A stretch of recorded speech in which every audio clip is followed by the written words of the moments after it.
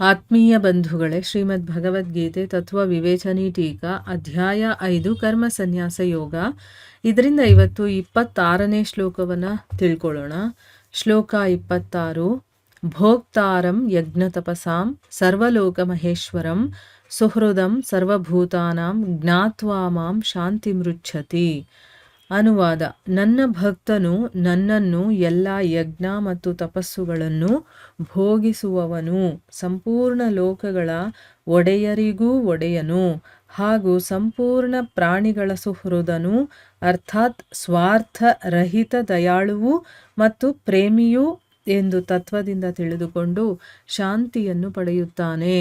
ಇದು ಶ್ಲೋಕ ಮತ್ತು ಅದರ ಅನುವಾದ. ಈಗ ಇದನ್ನು ಅರ್ಥ ಮಾಡ್ಕೊಳ್ಳೋದಕ್ಕೆ ಪ್ರಯತ್ನ ಮಾಡೋಣ. ಅರ್ಜುನನ ಪ್ರಶ್ನೆಗೆ ಉತ್ತರವನ್ನು ಕೊಡ್ತಾ ಭಗವಂತ ಕರ್ಮಯೋಗ ಮತ್ತು ಸಾಂಖ್ಯಯೋಗದ ಸ್ವರೂಪ ಏನು ಅಂತ ಹೇಳಿ ಎರಡೂ ಸಾಧನೆಗಳ ಮೂಲಕ ಭಗವಂತನನ್ನು ಪಡ್ಕೊಳ್ಬೋದು. ಮತ್ತು ಸಿದ್ಧ ಪುರುಷರಿರ್ತಾರಲ್ಲ, ಆ ಪಡ್ಕೊಂಡಿರುವಂತಹ ಪುರುಷರ ಲಕ್ಷಣಗಳು ಏನು ಅದನ್ನು ಕೂಡ ಹೇಳ್ತಾನೆ. ಮತ್ತು ಎರಡೂ ನಿಷ್ಠೆಗಳಿಗೋಸ್ಕರ ಉಪಯೋಗವಾಗಿರೋದ್ರಿಂದ ಧ್ಯಾನ ಯೋಗವನ್ನು ಕೂಡ ಸಂಕ್ಷೇಪವಾಗಿ ವರ್ಣನೆ ಮಾಡ್ತಾನೆ.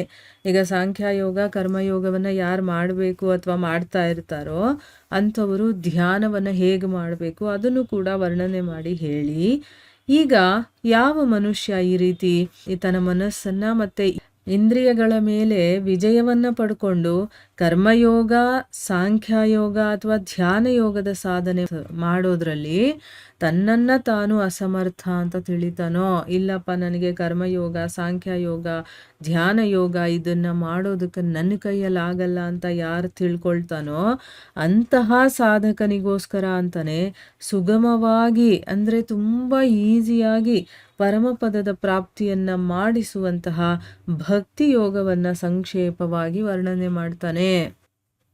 ನೋಡಿ, ಕರ್ಮಯೋಗನೂ ಮಾಡೋಕ್ಕಾಗಲಿಲ್ಲ, ಸಾಂಖ್ಯಯೋಗ ಮಾಡೋಕ್ಕಾಗಲಿಲ್ಲ, ಧ್ಯಾನನೂ ಮಾಡೋಕ್ಕಾಗಲಿಲ್ಲ ಅಂತ ಅಂದ್ಕೊಳ್ಳೋ ಅಂಥವ್ರು ಕೆಲವರು ಇರ್ತಾರೆ.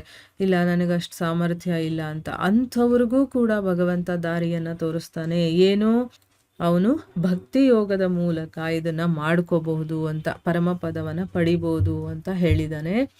ಸೊ ಈ ಶ್ಲೋಕದಲ್ಲಿ ಏನು ಹೇಳ್ತಾ ಇದ್ದಾನೆ, ನನ್ನ ಭಕ್ತ ನನ್ನನ್ನು ಯಜ್ಞ ಮತ್ತು ತಪಸ್ಸುಗಳನ್ನು ಭೋಗಿಸುವಂಥವನು ಭಗವಂತ ಅಂತ ತಿಳ್ಕೊಂಡು, ಎಲ್ಲ ಲೋಕಗಳ ಒಡೆಯರಿಗೂ ಕೂಡ ಒಡೆಯ ನಾನು ಅಂತ ತಿಳ್ಕೊಂಡು, ಮತ್ತು ಎಲ್ಲ ಪ್ರಾಣಿಗಳ ಸುಹೃದಯನು, ಎಲ್ಲರಿಗೂ ಒಳಿತು ಮಾಡುವಂಥವನು, ಎಲ್ಲರ ಹೃದಯದಲ್ಲಿ ನೆಲೆಸಿ ಅವರಿಗೆ ಒಳ್ಳೇದು ಮಾಡುವಂಥವನು, ಅಂದರೆ ಸ್ವಾರ್ಥರಹಿತ ದಯಾಳು ಮತ್ತು ಪ್ರೇಮಿ ಅಂತ ತಿಳ್ಕೊಂಡು, ಅದು ಏನೋ ತತ್ವದಿಂದ ತಿಳ್ಕೋಬೇಕು, ಬರೀ ಜ್ಞಾನ ಅಲ್ಲ, ತತ್ವ ತಿಳ್ಕೊಬೇಕು. ಅದರಲ್ಲಿ ಏನಿದೆಯೋ ತತ್ವ, ಅದನ್ನು ಆ ತತ್ವದಿಂದ ನನ್ನನ್ನೇ ಯಜ್ಞ ತಪಸ್ಸುಗಳನ್ನೆಲ್ಲ ಭೋಗಿಸುವಂಥವನು, ಈ ಎಲ್ಲ ಲೋಕಗಳಲ್ಲಿ ಒಡೆಯರು ಎಷ್ಟು ಜನ ಇದ್ದಾರೋ ಅವ್ರಿಗೂ ಒಡೆಯ ನಾನು, ಮತ್ತು ಎಲ್ಲ ಪ್ರಾಣಿಗಳ ಸುಹೃದಯನು, ಒಳ್ಳೆಯದು ಬಯಸುವಂಥವನು, ಸ್ವಾರ್ಥವಿಲ್ಲದೆ ಅವರಿಗೆ ದಯೆ ತೋರಿಸುವಂಥವನು, ಅವರನ್ನು ಪ್ರೀತಿಸುವಂಥವನು ಅಂತ ಯಾರು ತತ್ವದಿಂದ ತಿಳ್ಕೊಂಡಿರ್ತಾರೋ ಅಂಥವರು ಶಾಂತಿಯನ್ನು ಪಡಿತಾರೆ ಅಂತಂದ್ಬಿಟ್ಟು ಈ ಶ್ಲೋಕದಲ್ಲಿ ಹೇಳ್ತಾ ಇದ್ದಾನೆ.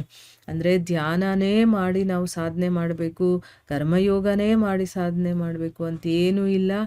ಭಕ್ತಿ ಕೂಡ ಮಾಡಿ ನಾವು ಸಾಧನೆಯನ್ನು ಮಾಡಬಹುದು. ಅದು ತುಂಬ ಈಸಿ. ಯಾಕೆಂದರೆ ನಾವು ಏನು ಕೆಲಸ ಮಾಡ್ತಾ ಇದ್ದೀವೋ ಅದನ್ನೆಲ್ಲ ಭಗವಂತನಿಗೆ ಸಮರ್ಪಣೆ ಮಾಡ್ತಾ, ಮತ್ತು ಎಲ್ಲ ಅವನೇ ಎಲ್ಲದಕ್ಕೂ ಒಡೆಯ, ಅವನು ನಮಗೆ ದಯೆ ತೋರಿಸ್ತಾನೆ, ಕೃಪಾಳು, ಅದರಲ್ಲಿ ಯಾವ ಸ್ವಾರ್ಥನೂ ಇಲ್ಲ. ಈ ವಿಷಯಗಳನ್ನೆಲ್ಲ ಯಾರು ತತ್ವದಿಂದ ತಿಳ್ಕೊಂಡಿರ್ತಾನೋ ಅಂಥವನು ಶಾಂತಿಯನ್ನು ಪಡಿತಾನೆ ಅಂತಂದ್ಬಿಟ್ಟು ಇಲ್ಲಿ ಭಗವಂತ ಹೇಳ್ತಾ ಇದ್ದಾನೆ. ನೋಡಿ, ಈಗ ಇದನ್ನೆಲ್ಲ ತಿಳ್ಕೊಳ್ತಾ ನಮಗೇನು ಅರ್ಥ ಆಗುತ್ತೆ, ಒಂದೇ ಮಾರ್ಗ ಸರಿ ಅಂತ ಯಾರು ವಾದ ಮಾಡ್ತಾರೋ ಅದು ತಪ್ಪು. ಮಾರ್ಗಗಳು ಅನೇಕವಿದೆ. ಯಾಕಂದರೆ ಈ ಜಗತ್ತಲ್ಲಿರುವಂತಹ ಮನುಷ್ಯರು ಒಬ್ಬೊಬ್ಬರು ಒಂದೊಂದು ರೀತಿಯ ಸ್ವಭಾವವನ್ನು ಹೊಂದಿರ್ತಾರೆ. ಗುಣ ಇರುತ್ತೆ, ಅವ್ರಿಗೆ ಬೇರೆ ಗುಣಗಳಿರುತ್ತೆ, ಧರ್ಮ ಬೇರೆ ಇರುತ್ತೆ ಅಲ್ವಾ. ಅವರಿಗೆ ಯಾವುದು ಸೂಟ್ ಆಗುತ್ತೋ, ಅವ್ರಿಗೆ ಯಾವುದು ಮಾಡೋದಕ್ಕೆ ಈಸಿ ಆಗುತ್ತೋ ಆ ಮಾರ್ಗದಲ್ಲಿ ನಡೆಯೋದು ಒಳ್ಳೆಯದು. ಇಲ್ಲ ಭಕ್ತಿ ಮಾರ್ಗದಲ್ಲೇ ಹೋಗಬೇಕು ಅಥವಾ ಸಾಂಖ್ಯ ಯೋಗದಲ್ಲೇ ಹೋಗಬೇಕು, ಧ್ಯಾನ ಯೋಗದಲ್ಲೇ ಹೋಗಬೇಕು ಅಂತ ಎಲ್ಲೂ ಹೇಳಿಲ್ಲ ಭಗವಂತ. ನೀನು ಯಾವುದ್ರಲ್ಲಾದರೂ ಬಾ, ಒಟ್ಟಿನಲ್ಲೇನು ನಿನಗಿಷ್ಟೆಲ್ಲ ಮಾರ್ಗಗಳಿದೆ, ಯಾವ ಮಾರ್ಗ ನಿನಗೆ ಈಸಿ ಆಗುತ್ತೋ, ನಿನಗೆ ಮಾಡೋದಕ್ಕಾಗುತ್ತೋ ನೋಡಿ. ಇಲ್ಲಿ ಹೇಳಿದಾರಲ್ವಾ, ಯಾರು ಕರ್ಮಯೋಗ ಮತ್ತು ಸಾಂಖ್ಯ ಯೋಗದಲ್ಲಿ ಇರ್ತಾರೋ ಅಂಥವರು ಹೇಗೆ ಧ್ಯಾನ ಮಾಡಬೇಕು ಅಂದರೆ ಧ್ಯಾನ ಕೂಡ ಇಂಪಾರ್ಟೆಂಟು ಅಂತ ಹೇಳಿ ಧ್ಯಾನ ಮಾರ್ಗದ ಮೂಲಕ ನೀವು ಇದನ್ನೆಲ್ಲ ಮಾಡ್ಬೋದು ಅಂತ ಹೇಳ್ತಾನೆ. ಅಂದರೆ ಅಲ್ಲಿ ಸಾಂಖ್ಯಯೋಗ, ಕರ್ಮಯೋಗ, ಧ್ಯಾನ ಯೋಗ ಮೂರನ್ನೂ ಹೇಳಿ ಇದನ್ನೂ ಮಾಡೋದಕ್ಕಾಗಲಿಲ್ವಾ ಅಂದರೆ ಇದು ಸ್ವಲ್ಪ ಕಷ್ಟಕರವಾಗಿರುವಂಥ ಮಾರ್ಗ ಅನ್ನೋದು ಇಲ್ಲೇನು ಗೊತ್ತಾಗುತ್ತೆ. ಅದಕ್ಕೆ ಸುಲಭವಾಗಿ ಸುಗಮವಾಗಿ ಪರಮ ಪದವನ್ನು ನಾವು ಭಕ್ತಿ ಯೋಗದ ಮೂಲಕ ಪಡ್ಕೋಬಹುದು ಅಂತ ಇಲ್ಲಿ ಭಗವಂತ ಹೇಳ್ತಾ ಇದ್ದಾನೆ. ಸೊ ಭಕ್ತಿ ಮಾರ್ಗ ಅಂತಂದರೆ ಏನು? ಭಗವಂತನನ್ನೇ ಸರ್ವಸ್ವ ಅಂತ ತಿಳ್ಕೊಳ್ಳೋದು. ಎಲ್ಲ ಕಡೆ ಅವನೇ ಇದ್ದಾನೆ, ಎಲ್ಲವನ್ನ ಭೋಗಿಸುವಂಥವನು ಅವನೇ, ಎಲ್ಲರ ಹೃದಯದಲ್ಲಿದ್ದು ಅವರಿಗೆ ಒಳಿತು ಮಾಡುವಂಥವನು, ಅಂದರೆ ಸ್ವಾರ್ಥವಿಲ್ಲದೆ ದಯೆ ತೋರಿಸಿ ಪ್ರೀತಿಯನ್ನು ಮಾಡುವಂಥವನು ಅನ್ನೋದನ್ನ ತತ್ವದಿಂದ ಯಾರು ತಿಳ್ಕೊಂಡಿರ್ತಾರೋ ಅವರು ಶಾಂತಿಯನ್ನು ಪಡಿತಾರೆ ಅಂತ ಹೇಳ್ತಾ ಇದ್ದಾನೆ.